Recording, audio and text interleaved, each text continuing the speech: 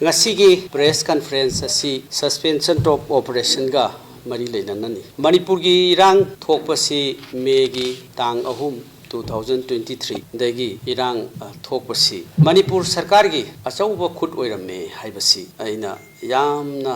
study tawba matungda aina puthokchari maramdi 2023 dagi irang tholakpa asigi masigi matungda amadi mamangda Congress party na yamna kayarak hanna aikoi sarkar sigi asoiba amasung leiriba aikoi gi lan na thabak tawba mayam sing si aikoi hanjan na haikre lakchari ba wafam di 27.38 crore si masi 2022 da aikoi gi suspension of operation leiriba aikoi sida leiriba kukizo community singi aikoi gi masida pigi da ba phasi lan na pigi haibasi Congress party na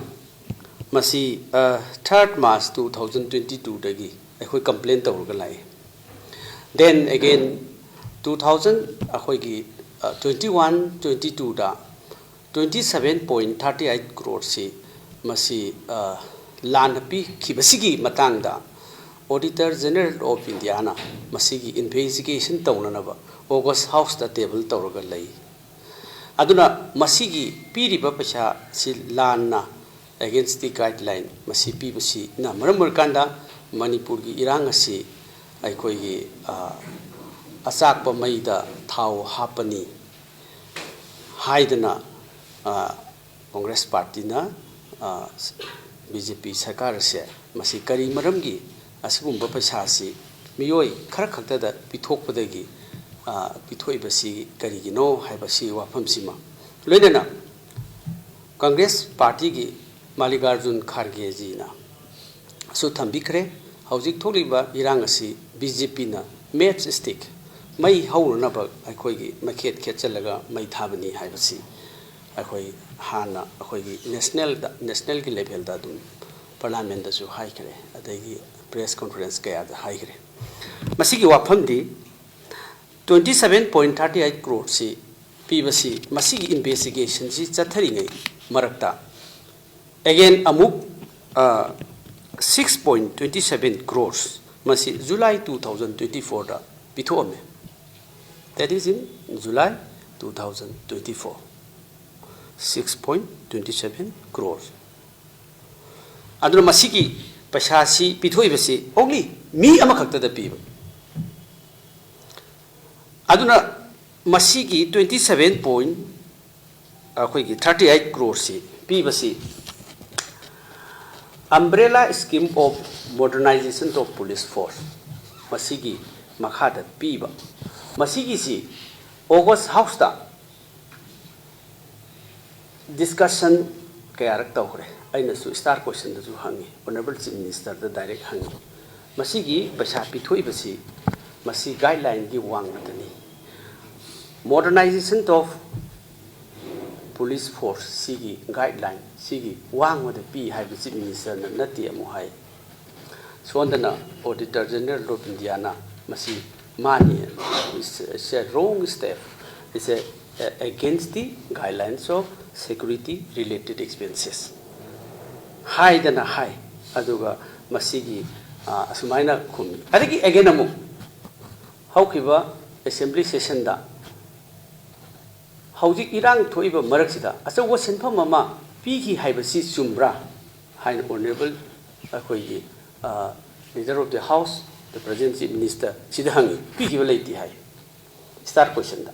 ai hangi start question adu angonda lai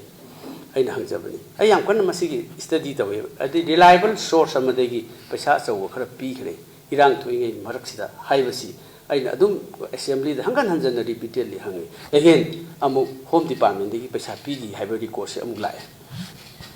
adno masigi ahan bagi 27.38 crore si was released to the accounts of the cadres under suspension of operations through without linking unique biometric identification number haidana masigi sigi achauba investigation tawlai ngai sidai maraksida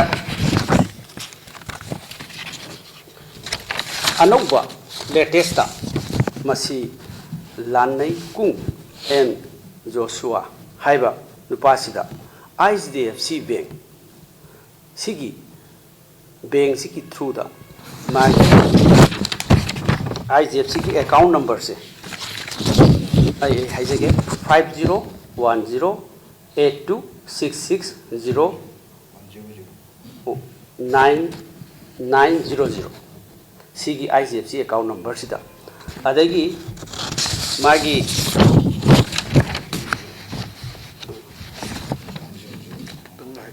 I repeat ICDFC bank account number Lanlei Kung sida 501082660900 masigi ICDFC bank account sida paisa si transfer to aduga then check number na 226200 dated 9 July 2024 aduga koi group sina ISPC within bracket D Mar People Council asigi sida akoi 6 crore 27 lakhs masi bigi out of which masigi magi 6.35 lakhs 40,000 bigi da 6.27 crores bigi that is very much latest live of si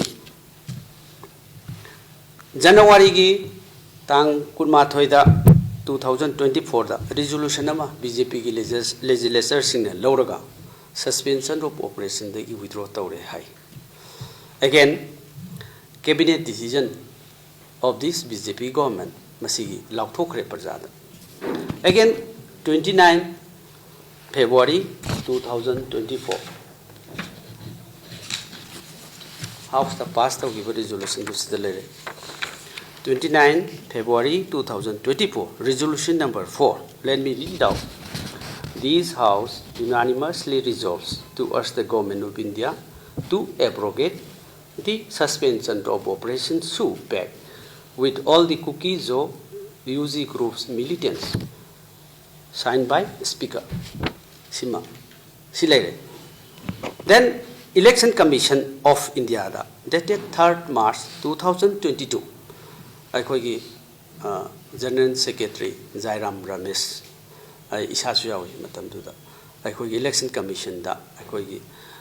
ECI Akoi sida hairiba paisa pikiba myam singse lali karigi lali sumai tokna election state assembly election da masi sumaina 27.38 crore pi base masi check amada adagi against the modernization of police force sigisu oi adagi masida Amit Shah na adagi state government gi phandagi Amit Shah yauraga paisa pi butu madu lali haibasi election commission na madu gi reply huju phau bidri adusu aranba amani haibasi adu dum proof su adu koina demand tawraga leibineba then hairiba 6.27 crores masi despite of all these things withdrawal from the suspension of operation sigi leiringai maraksida ngasai gi piri paisa ji central fund na te state government gi fund 6.27 crores very clear aduna masigi state government gi fund gi ju paisa piba aduna ti hairiba asuk yamna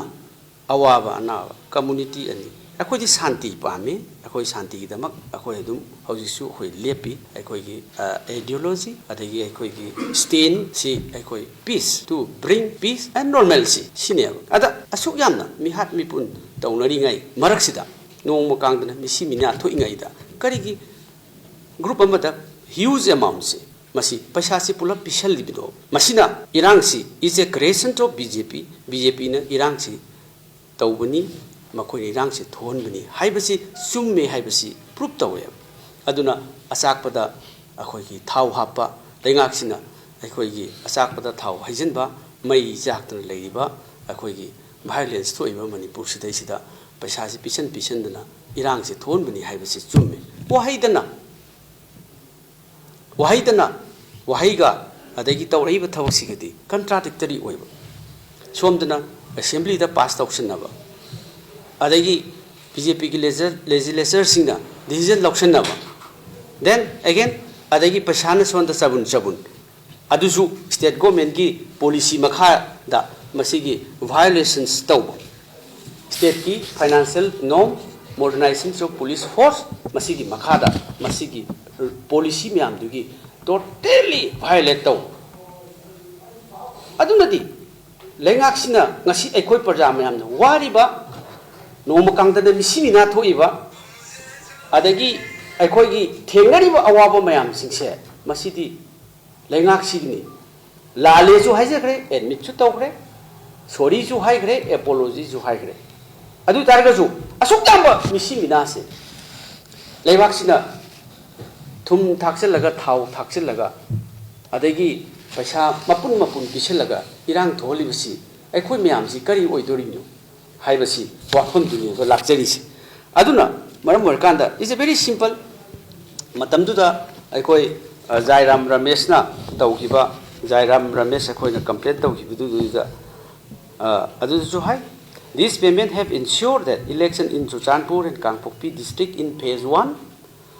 have not been free, fair and peaceful. This drive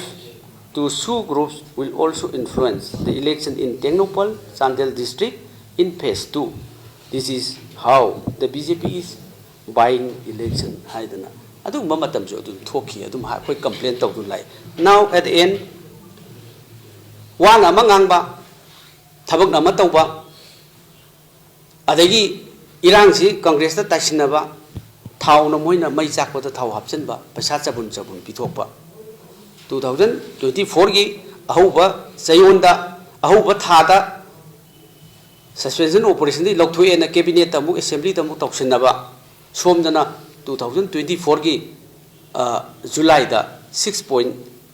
अखोई की 27 करोड़ पैसा पिथोखरे अदना मसी BJP ना खल्ली बसी करीनो अखोई प्रजा मयाम हानबा सुनबा मयाम सिंह अदेगी अखोई की मयाम वारिबा मयाम सिंह से मसी is a creation of BJP. Sika Haining. Thank you.